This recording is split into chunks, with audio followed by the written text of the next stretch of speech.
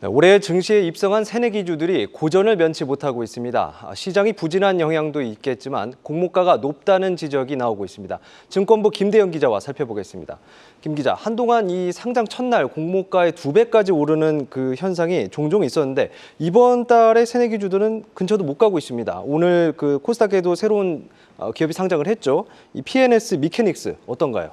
네, PNS 미케닉스는 이 걷기가 불편한 환자들을 위해 재활 로봇을 만드는 회사인데요. 네. 6년 전부터 꾸준히 흑자를 내고 있습니다. 지난해 매출액과 영업이익은 각각 60억 원과 13억 원을 기록했는데요.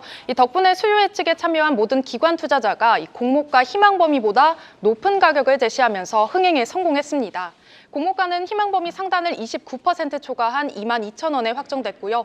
PNS 미케닉스는 오늘 3만 원에 첫 거래를 시작했는데요.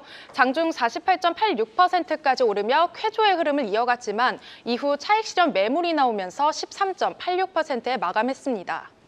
오늘 시장이 좋았고 또 기술 특례 기업치고는 실적도 잘 나오는데 첫날 성적이 좀 만족스럽지 않습니다. 이 공모가 자체가 좀 너무 높은 거 아닙니까? 네, 그렇습니다. 올해 증시에 입성한 새내기주가 33개인데요. 네. 예외 없이 희망범위 상단이나 이 상단을 초과한 가격에 공모가가 형성됐습니다.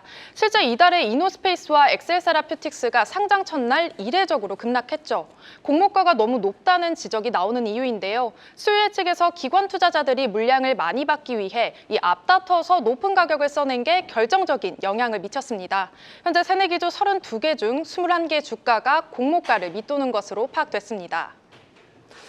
네, 새내기주 3개 중 2개가 공모가를 밑돌고 있는데 이 공모가를 부풀려 놓은 것은 결국 기관 투자자들이었다.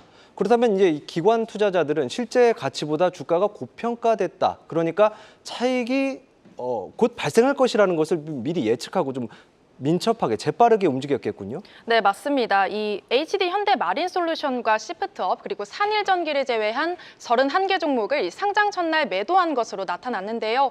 오늘 상장한 PNS 미케닉스도 어김없이 178억 원을 팔아치웠습니다. 사실 기관 투자자들은 수요 예측 과정에서 의무 보유 확약을 많이 걸수록 이 물량 배정 순위가 높아져서 유리합니다. 장기 투자를 유도하는 일종의 인센티브인데 자율적인 원칙이다 보니 적극적으로 활용하진 않는 거죠. 실제로 올해 새내기주의 의무 보유 확약 비율은 평균 12%에 불과한 것으로 집계됐습니다. 기관 투자자는 이 적정한 시장 가격을 형성할 필요가 있는데 오히려 단타 매매를 유도해서 이 개인 투자자들이 고스란히 손실을 떠안게 된다는 비판이 나오는데요.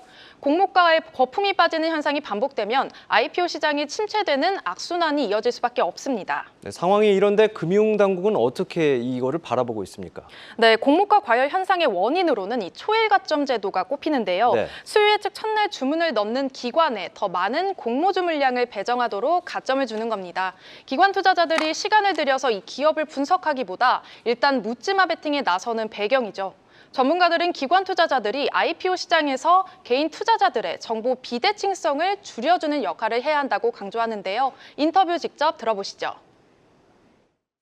공모 가격이 적정하게 산정되어 있는지에 대해서 가장 중요한 평가자가 기관 투자자들이거든요. 장기 투자를 하게 되면 공모 가격의 적정성을 안 따질 수가 없거든요. 네, 금융당국도 수요 예측에 대한 문제의식을 가지고 있는데요. 다만 시장에서 결정되는 가격에 개입할 경우 시장 왜곡과 또 다른 부작용이 발생할 수 있어 부담입니다. 실제 초일가점 제도도 기관의 뻥튀기 청약을 막으려고 만든 제도입니다. 네, 잘 들었습니다. 증권부 김대영 기자였습니다.